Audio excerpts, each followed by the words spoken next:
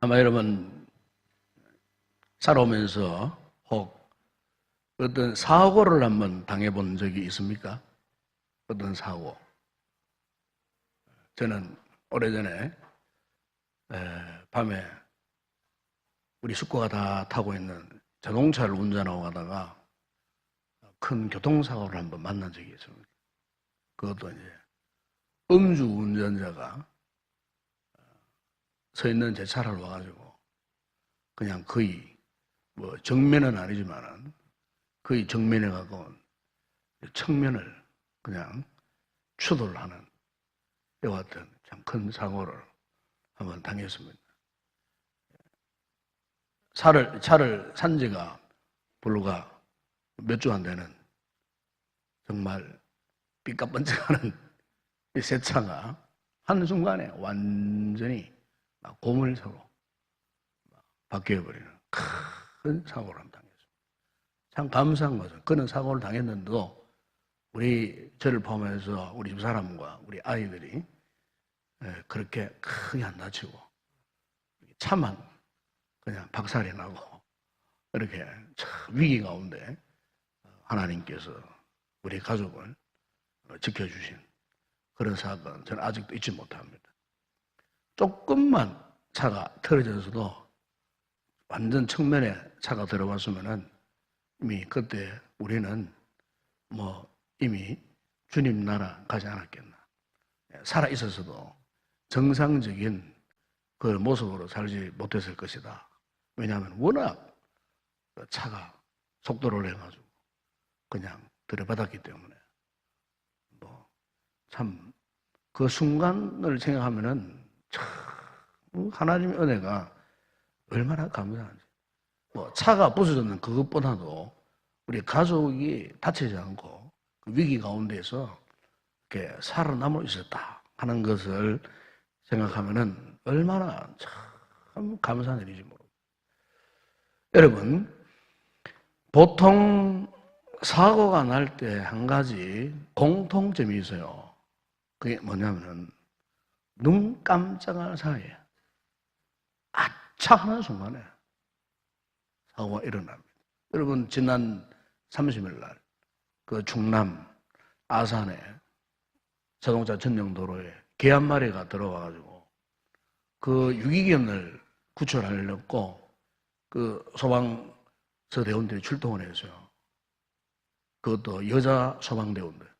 두 사람은 이제 임용식이 한 두 주간 남지 않았고 교육받는 사람, 그 지도자 한 사람.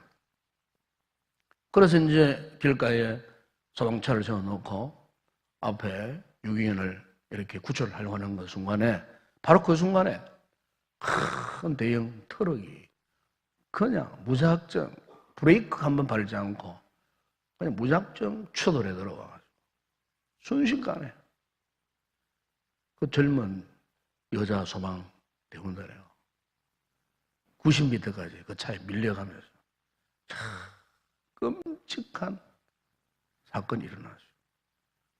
예측 불허 갑자기 돌연적으로 전혀 생각하지 못한 사고가요. 순간적으로 일어난 거예요. 보통 이런 사고를 당하면은 뭐 이렇게 적게는 상처, 손상 정도로 끝나고 또 길으면은 몇 년 동안 후유증이 있을 뿐만 아니고 수년 동안 아니면 어떤 분들은 평생 동안 장애자로 그렇게 참 사는 이런 분들이 있어요. 한순간에 한순간에 뭐 예측할 수 없는 그런 상황 속에 이런 급작스러운 그야말로 우리 인생이 완전히 바뀌어지는 이와 같은 무시무시한 그런 사건과 사고를 우리가 만날 때가 있습니다. 오늘 여러분들이 이렇게 안전하게 건강하게 이렇게 오늘 기도하는 자리에 나오셨다는 것 자체가 정말 하나님 앞에 감사할 뿐이에요. 이보다 더 감사한 게 없어요, 여러분. 얼마나 감사한 일인지 몰라요. 여러분 오늘 우리의 신앙생활함에 있어서 여러분 우리가 정말 하나님 앞에 내어놓을 것이 딱 하나 있다면은 그것은 우리의 믿음이에요. 우리의 믿음. 정말 오늘 저와 여러분의 믿음이 하나님께서 보실 때에 정말 인정할 만한 이런 믿음, 이걸 다른 말로 표현하면 참된 믿음, 참된 믿음을 갖고 있는, 우리 성도들이 참된 믿음을 가지려고 발버둥치고 힘쓰고 애쓰고 노력할 때마다 우리 성도들이 이 참된 믿음을 갖지 못하도록 끊임없이 우리를 방해하고 도전해 온 것이 뭐냐면은 죄 문제입니다. 죄 문제. 이 죄 문제가 끊임없이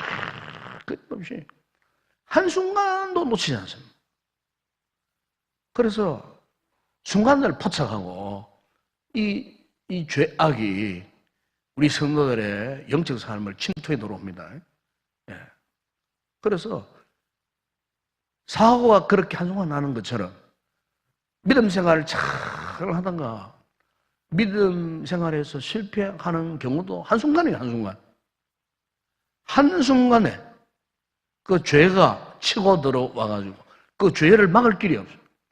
그 죄의 공격 앞에 그냥 무릎을 꿇어버리는 거예요. 그러니까 범죄한다 그 말이죠. 그런데 이 범죄의 결과는 참 괴롭습니다, 여러분. 죄를 지어봐서도 알죠? 몰라요? 여러분 죄 안 지고 삽니까? 네, 죄를 지어보면요 정말 괴로워요. 정말 비참해져요. 때로는 죄 짓고 나면 때로는 하나님 앞에 부끄럽게 한이 없을 정도가 있어요. 너무 하나님 앞에 창피하고 부끄럽고, 그래서 때로는 우리의 그 속 사람, 우리 내면에 이 죄의 이 결과, 상처가 두고두고 남아있어요. 여러분, 창세기에 아담과 하와가 이 죄를 지었잖아요. 그런데 아담과 하와도 이 죄를 짓는 것이 순간적으로 죄를 지은 거예요. 마귀 유혹이에요. 순간적으로. 그런데 죄를 순간적으로 지었지만은 그 죄의 결과는요, 어떤 후손의 피를 타고 내려가면서 결국 온 인류를, 모든 사람을 죄의 수렁에 빠뜨리게 만들고, 그 한 사람의 그 실수 때문에, 범죄 행위 때문에 모든 인간이 죄 문제로 인하여 지금까지 절망 상태에 노예가 되었다는 거예요. 그래서 우리가 죄가 얼마나 악랄하고 무섭고 끈질기냐면은, 우리가 아무리 죄를 안 지으려고 결심하고 죄를 안 짓겠다고 발버둥을 치고 뭐 죄를 끊어버렸고 뭐 여러 가지 많은 방법 다 동원해도요, 여러분 결론은 우리 사람의 힘으로, 우리의 힘으로는요 이 죄를 감당할 수 없어요. 이 중세 시대에 보게 되면, 중세 교회사를 보니까 어떤 거룩한 성자는요, 자기가 죄를 안 짓기 위해서 어떻게 했냐면은 자기 몸에 이 쇠고랑을 둘둘둘 말고 감고, 그리고는 높은 나무 위에 올라가 살았어요. 밑에서 사람들이 밥을 올려다 주고 자신은 내려오지도 않고 거기서 그냥 평생을 살아보려고, 죄와 상관없는 사람이 되기 위해서 죄를 안 지으려고 그렇게 했지만은 결국 그 사람도 나무 꼭대기 위해서도 죄를 짓게 되더라는 거예요. 결국은 자신의 힘으로, 자신의 능력으로 죄 문제 일려버렸고, 그렇게 애써 맞으면 실패하고 결국은 다시 내려왔다는 그런 이야기가 있어요. 여러분, 오늘 우리가 이 죄 문제를 해결하는 방법에는 다른 것이 없어요. 사람에게는 죄 문제를 해결할 어떤 탈출구가 없어요. 그래서 하나님께서 이 죄 문제를 해결할 수 있는 제3의 길을 열어주셨는데, 바로 그 길이 뭐냐면 오직 예수 그리스도십니다. 예수님이십니다. 예수님만이 우리의 이 죄 문제를 해결해 줄 수 있다는 거예요. 왜? 그 예수님이 우리의 중보자가 되시고, 그 예수님이 우리의 구원자가 되시기 때문에, 그래서 하나님께서 우리의 이 죄 문제를 해결해 주시기 위해서 예수님에게요, 예수님이 구원자가 되고 예수님이 중보자가 되는 조건을 예수님께 주셨어요. 세 가지 조건이 있어요. 세 가지 조건. 먼저 예수님은 참 인간이죠. 참 인간. 우리와 똑같은 참 인간. 왜 하나님께서 예수님을 참 인간으로 이 땅에 오시게 했느냐?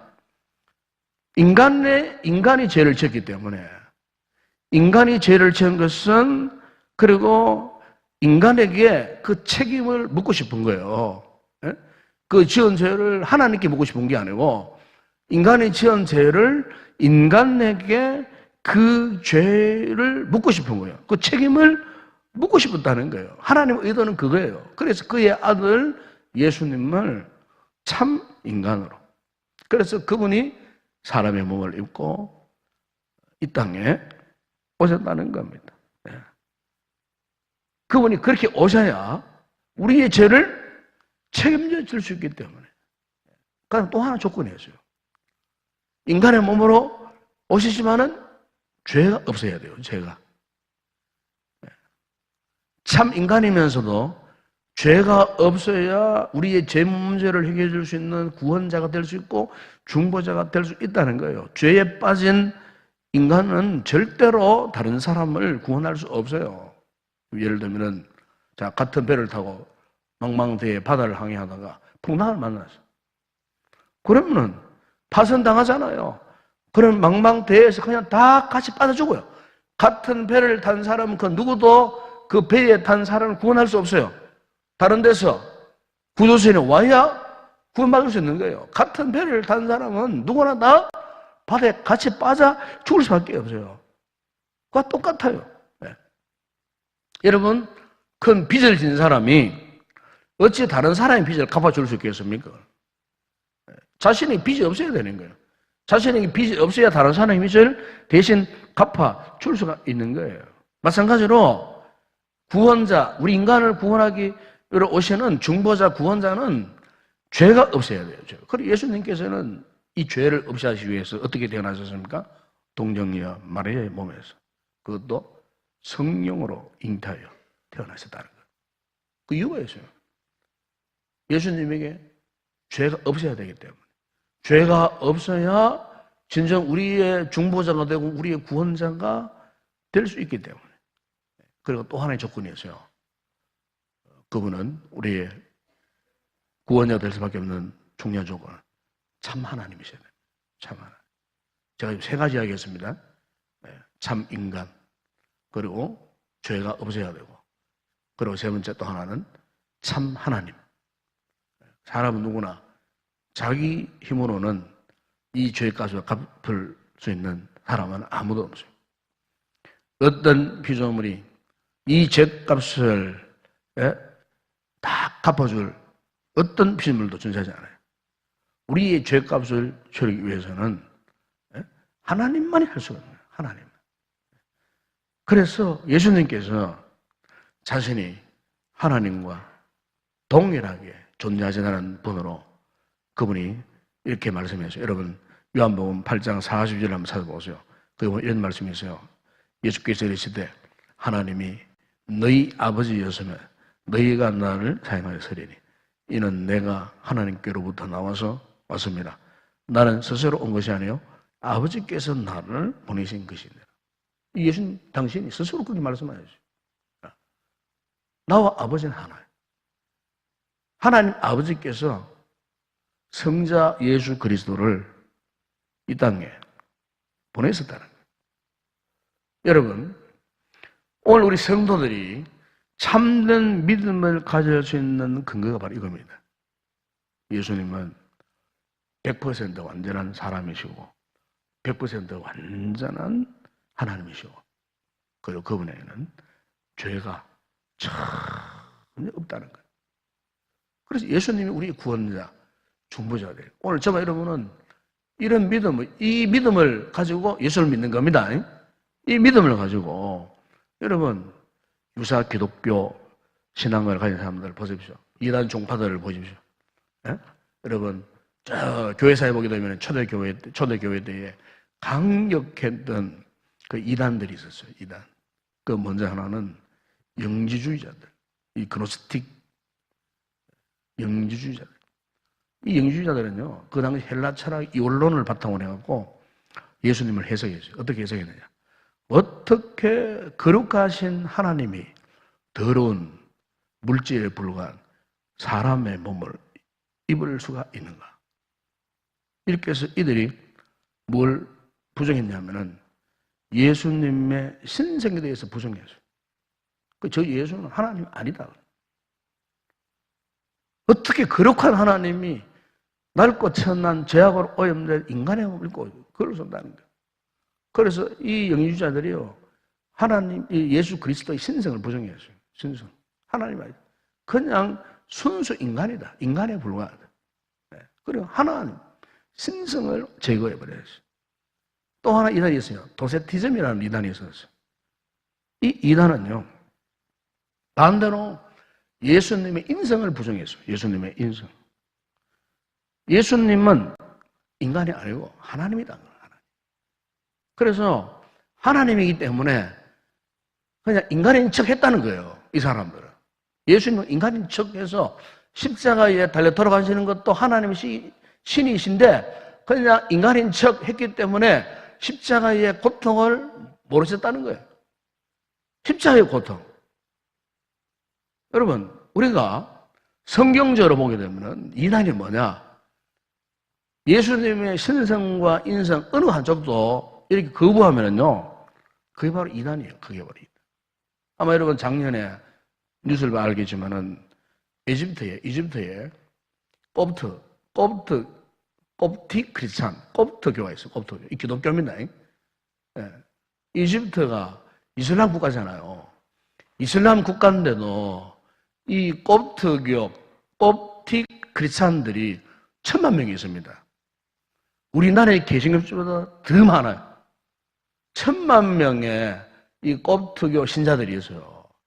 그런데 그냥 겉으로는 기독교예요. 그걸 알아보게 되면은 이 콥트교 신자들은 예수 그리스도의 인성을 부정합니다. 안 믿습니다. 그냥 예수님을 하나님으로 신성만 믿는 거예요. 인성을 안 믿어요. 한번 보십시오. 예수 그리스도의 인성을 믿지 않으니까 예수 그리스도 십자가의 대속의 죽음을 그들이 인정하겠습니까? 인정 안 하는 거예요. 겉으로 십자가 들고 있지만은 예수 그리스도의 인성을 믿지 않는 거예요. 신성만 인정하는 거예요. 근데 반쪽 기독교. 아니, 이것은 반쪽 기독교라고도 말하기 싫어요. 이 기독교가 아니에요. 그건 가짜 믿음이에요. 가짜 믿음. 기독교의 신앙이 아니에요. 여러분, 우리 기독교의 신앙은 예수 그리스도의 신성도 확신하고 인성도 확신해야 되는 거예요. 그래서 예수 그리스도만이 우리의 유일한 구원자다. 여러분 잘 아시는 요한복음 3장 16절에 하나님이 세상을 이처럼 사랑하사 독생자를 주셨으니 이는 그를 믿는 자마다 멸망하지 않고 영생을 얻게 하려 하심이라. 그죠? 하나님이 예수 그리스도를 통해서만이 구원자를 이 땅에 보내주셨어요. 요한복음 1장 12절에 영접하는 자, 곧 그 이름을 믿는 자들에게는 하나님의 자녀가 되는 권세를 주죠. 곧 그 이름을 믿는 자들, 예수 그리스도의 이름을 믿는 자들, 사도행전 여러분 4장 12절에 보면은 다른 이로서는 구원을 받을 수 없나니 천하 사람 중에 구원을 받을 만한 다른 이름을 우리에게 주신 일이 없습니다. 오직 예수 그리스도. 여러분, 예수 그리스도의 그 신성과 인성과 죄 부심을 믿지 못하면요, 그 사람 구원받지 못하는 거예요. 이걸 믿어야 됩니다. 이걸. 신천지가 왜 거짓 종교입니까? 예수 그리스도를 사실 부정합니다. 삼위 하나님 부정합니다. 그 예수님의 자리에 이만희가 들어가 있습니다. 마지막 계시록 퓨풀이 할 때 이만희가 100마리를 탄 구세주로 나타납니다. 이미 그때 들어가면은 이미 그 교리에 좀 쇠뇌된 자들을 믿게 되어 있습니다. 교리에 쇠뇌됨. 말씀을 인격적으로 받아들여갖고 삶의 변화가 따라와야 되는데 이 이단들은요, 그 교주의 교리에 그냥 마치 공산주의 저 북한의 김일성 유일 사상이 들어가가지고 쇠뇌시켜버리면요, 분별력이 사라지듯이. 이단이 무슨 게 그런 거예요.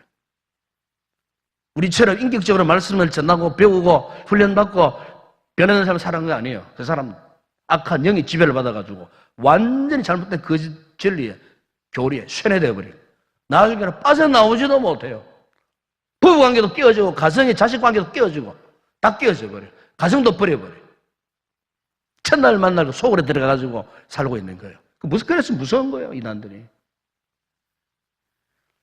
그러면 여러분, 우리가 이 혼란한 시대에 참된 믿음을 가진다는 거 정말 중요한 거예요. 오늘 제가 이 금요 기도회 때마다 이런 말씀 전할 이유가 있어요. 제가 우리 교회인들, 성도들 가운데 주로 예수 믿은 지 얼마 안 되는 분들이 사실 많이 있어요. 주일 낮 예배 때는 이런 말씀을 제대로 전할 수가 없어요. 정해진 시간 때문에. 그래서 제가 이제 금요 기도회 때마다 이런 중요한 문제들을 좀 다뤄봐야 되겠다 생각합니다. 참된 믿음을 가지기 위해서 두 가지 요소가 필요합니다. 그게 뭐냐면은 객관적인 진리에 대한 바른 인식이 필요합니다. 그리고 또 하나는 그 지식을 내 것으로 받아들이는 객관적인 신뢰, 이게 있어야 돼요. 이 믿음의 두 가지 구성 요소, 이게 성립되지 아니하면은 어떤 믿음으로 전락해버렸냐, 다시 말하면 어떤 잘못된 믿음으로 전락해버렸냐, 그 먼저 하나는 맹목적인 믿음으로 전락해버립니다.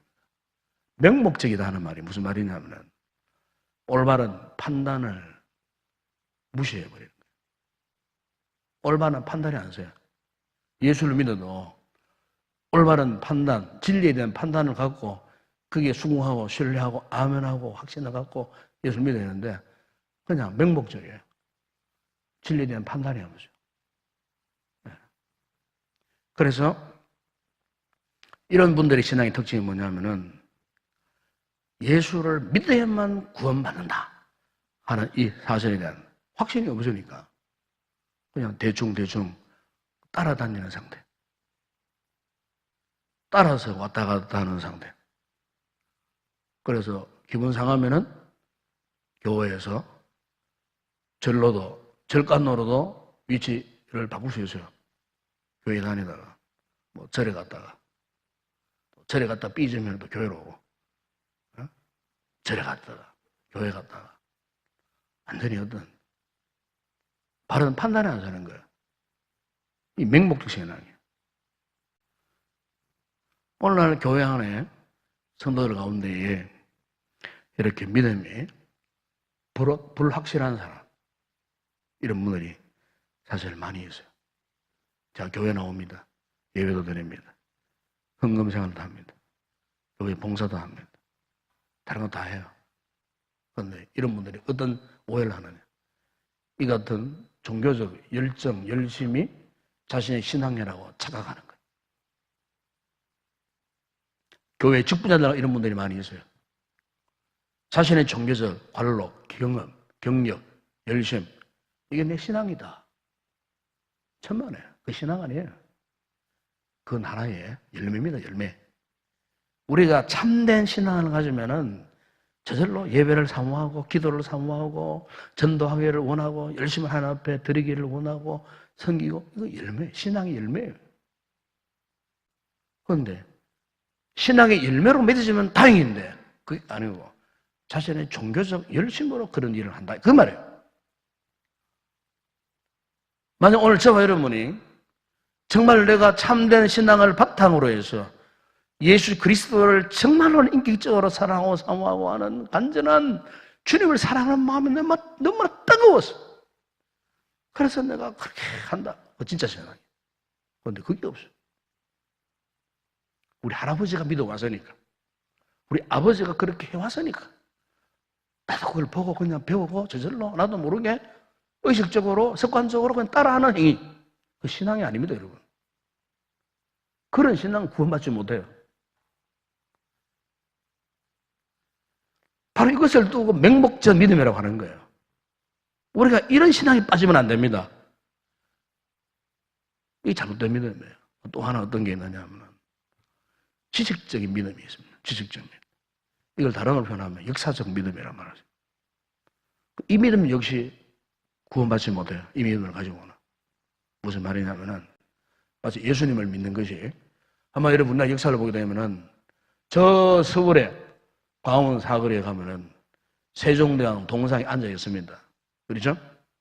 세종대왕, 그러면은 정말로 한국 사람 같으면 다 세종대왕을 존경합니다. 그죠? 역사는 인물로, 위인으로 존경하고.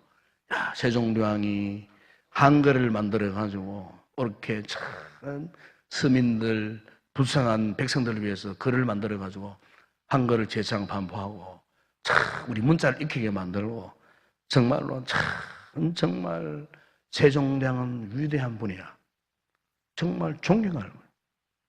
여러분, 우리가 신앙을 가질 때도 예수님을 단순히 그러는 어떤 세종대왕을 존경하듯 역사적인 인물로 그냥 알고 그냥 예수님을 그런 인물로 생각한다 그 말이에요. 그 예수 그리스도를 나의 실제 삶에서 그분을 경험하고 그분을 인격적으로 고백하고 내가 그분을 떠나서는 살 수 없는 이런 간절한 애절한 이런 심정을 가지고 주님을 사모하고 따라가야 되는데 그게 없어요. 지식적입니다. 그래서 이 신앙은요, 삐끄리면은 이제 주님을 떠나요. 그래서 뭐 무당을 찾아간다든지 가정에 자꾸 화환에 우환이 오고 하면은 결국에는 어떡합니까? 좀 구체적인 걸 내놓는 뭐 점수가를 찾아간다든지 무당을 불러다 푸닥 끌어낸다든지. 아, 예수님의 교회 나에 그런 분 있다니까요. 이게 바로 지식입니다. 여러분, 야고보서 보세요. 야고보서 2장 19절에 보면 이런 말씀이 있어요. 귀신들도 믿고 떠느니라. 무슨 말이냐면은 여러분 누가복음 8장에 보게 되면은 거기에 그라사 지방에 군대 귀신 들린 자가 있었어요. 예수님이 어느 날 그 그라사 동네에 들어오니까 이 군대 귀신 들린 자가 주님 앞에 막 달려왔어요. 오라 소리도 안 했어요. 지가 그냥 막 달려왔어요. 달려왔는데 그 속에 있는 군대 귀신들이 뭐라고 이야기한 줄 아십니까? 예수님께 부르짖으며 다 앞에 무릎을 꿇었어요. 그리고 하는 이야기가 지극히 높으신 하나님의 아들 예수여, 당신이 나와 무슨 상관이 있나이까? 당신께 구하노니 나를 괴롭게 하지 마오. 귀신 들린 그라사 군대 귀신 들린 사람의 그 속에서 악한 영들이 주님을 향하여서 지극히 높으신 하나님의 아들 예수 그리스도이시. 아, 여러분 보세요. 귀신들도요, 예수 그리스도가 거룩하신 하나님의 아들이심을 알았다 그 말이에요. 이걸 야고보서에서는 귀신들도 믿고 떠느니라. 이게 다른 말 표현하면은 귀신의 믿음도 예수를 알아요. 이게 이런 무슨 이상이냐? 이게 지식적인 믿음이에요. 여러분, 오늘 우리의 믿음이 뭐냐? 우리의 믿음이라는 것은 이런 지식에만 묶여 있는 게 아니에요. 실제적으로 존재하시는 그분을 우리가 경험해야 돼요. 아멘? 여기 믿음이 생기는 거예요. 지금 이 순간에 계시는 2000년 전에 날 뵙자고 달대로 가신 그 역사적 예수만을 아는 게 아니에요. 그분이 부활하셨잖아요. 승리하셔서. 지금 우리 가운데 함께 계세요. 이 예수 그리스도를 내가 실제적으로 믿고 경험하는 거예요. 바로 예수님을 고백하는 거예요. 이게 진짜 신앙이에요. 그리고 또 하나는 어떤 잘못된 신앙이 있느냐? 이 세습적인 믿음이 있어요. 세습적. 요즘 사회적으로 뭐 세습 하는 게 많이 나오잖아요. 그러니까 왕위를 세습받듯이, 재산을 세습받듯이, 믿음도 뭐 세습되어진다고 생각하는 분들이 있어요. 이 잘못된 신앙이에요. 여러분 분명히 아세요. 신앙은 믿음은 즉 개인적입니다. 그리고 인격적으로 내가 직접 예수님을 만나는 게 신앙이에요. 이를테면 여러분, 부모님의 믿음이 좋다고 해서 그 부모님의 믿음이 그 아들, 딸들에게 세습되어지느냐? 안 해요. 절대로 안 해요. 절대로 그렇게 되는 거 아니에요. 물론 부모님들이 믿음 생활을 잘해서 자식들에게 믿음이 영향력을 끼쳐야 되는 거예요.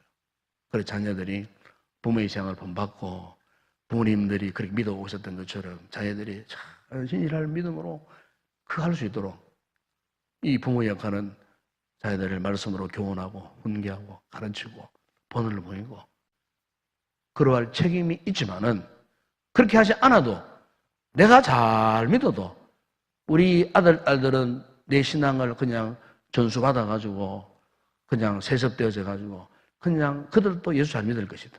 아니에요. 절대로 아니에요. 신앙은 절대로 세습으로 가능하지 않습니다. 자기가 믿어요. 우리 자식들이 믿어야 돼요.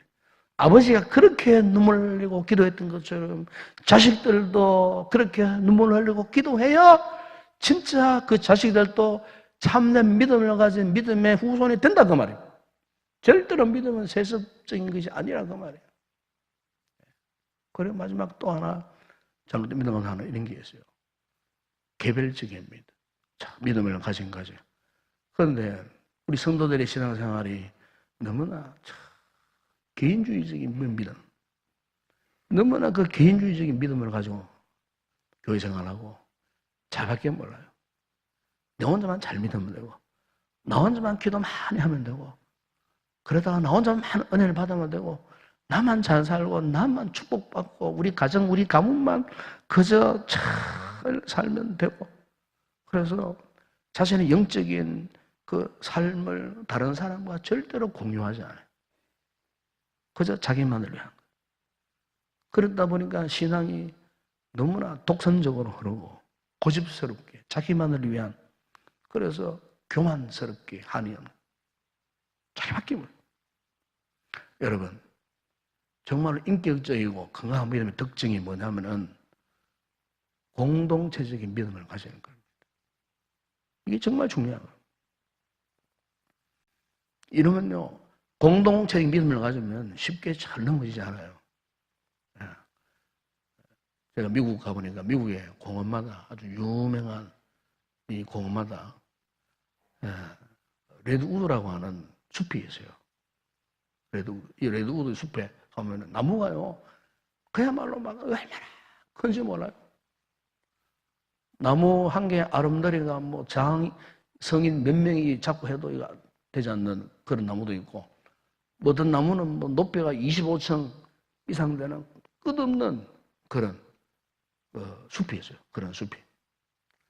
그런데 이 나무들이 실제로 서 있는 그 지역 땅을 보게 되면은 그 땅이 아니었습니까? 그냥 퍼석퍼석해요. 허벅허벅해요. 그냥 그 나무가 그냥 뭐 집들이 서가지고 그냥 이렇게 집이 되고 밟으면 퍼석퍼석. 그 보면은 개미들이 막 살고 그냥 그렇게 돼요.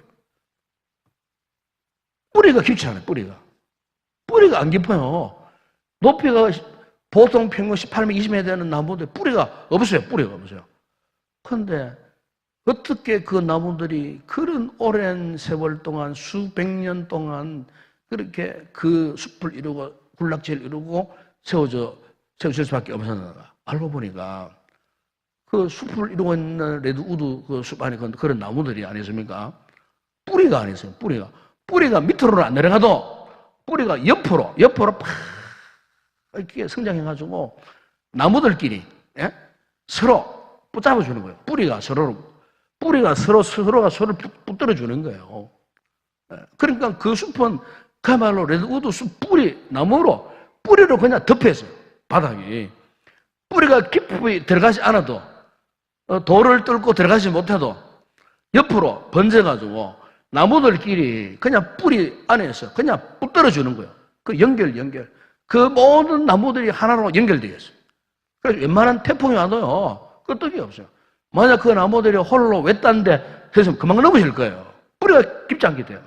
그런데 뿌리가 깊지 않음에도 불구하고 이 나무들이 서로의 뿌리에 엉켜가지고 붙들어주는 거예요. 내가 너를 붙들어 줄게. 너도 나를 붙들어다오 하는 식으로 서로 이렇게 붙들어주고 하니까 태풍이 와도 허리케인이 와도 이게 뽑히지 않는 거예요. 무너지지 않는 거예요. 여러분 정말 신비하잖아요. 그 나무들이. 여러분 오늘 우리의 믿음에 있어서 신앙에 있어서 정말 중요한 신앙은요. 이 같은 공동체적 신앙을 가지는 거예요. 우리 인동교회가 우리 성도들이 정말로 이런 믿음의 소유자들로 넘쳐나는 교회가 되기를 주의 이름으로 축원합니다. 여러분 개인적으로 홀로 독단적으로 믿음 생활을 가지 마세요. 힘들고 어려워도 함께 나누고 좋은 일이 있더라도 기쁜 일이 있더라도 함께 나누고 서로 세워주고 붙들어주고 위로하고 격려할 때 그럴 때 여러분 오늘 우리의 믿음이 우리 교회의 믿음이 정말 주님 보시기에 합당합니다. 건강합니다. 흔들리지 않는 튼튼한 믿음의 사람들의 공동체가 될 줄로 믿습니다. 말씀을 정리하면 이렇습니다. 우리 신앙의 근본은 즉 예수 그리스도. 그분은 참 하나님이시고 참 사람이시고 죄 없으신 우리의 구원자 구세주이시고 이 같은 객관적인 진리를 의심하지 말고 믿고 확신하고 그래서 명목적인, 지식적인, 세속적인, 개별적인 믿음에서 벗어나서 공동체적인 그가 믿음의 소유자가 되어서 날마다 승리하는 복된 성을 되시기를 주의 이름으로 축원합니다.